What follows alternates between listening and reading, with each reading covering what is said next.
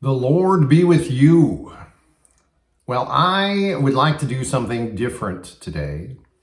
Normally, the video that I am sharing has the content in it, but what I would like to do is recommend a different video for you to watch and to spend my time in this video explaining why I think you should watch this other video. It is relatively short, it's less than 2 minutes. But it had a very significant impact on me last week, and immediately I thought I needed to share this with more people. So let me give you some background to it. So I have been for years in a prayer group that does morning prayer together. And during the days of COVID, it all converted to online. And we still meet online at least once a week to do morning prayers. And we utilize a website which curates the morning prayers for us, which is Daily Office at WordPress. And it is very common for them to add some art, and typically at the end of the prayers to have a little video link, a YouTube link to something that is somehow part of the benediction or supplements some kind of wishful blessing upon people. Oftentimes it's music, sometimes it's choral music, sometimes it's orchestral music, sometimes it's contemporary music. But in that, I very rarely watch the videos that are there. The group just does morning prayer together. We read the prayers together and we do the responsive stuff, and then I go on with my day.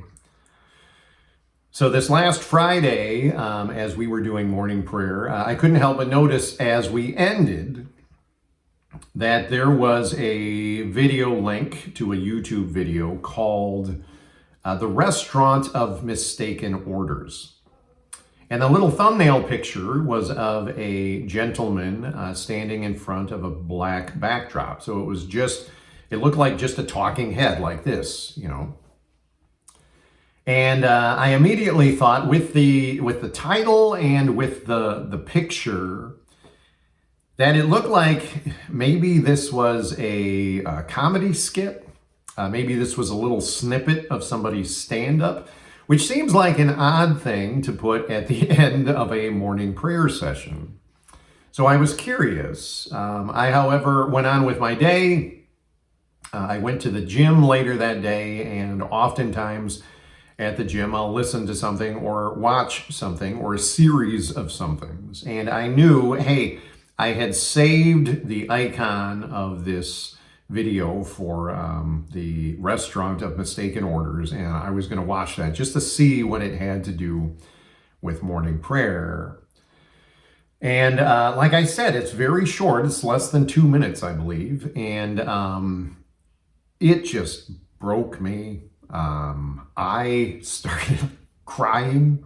I'm in the middle of a public gym. I'm on an elliptical machine. I'm huffing and puffing and sweating. And then all of a sudden, I'm trying to fight back these tears. And it's ugly. My nose is already running.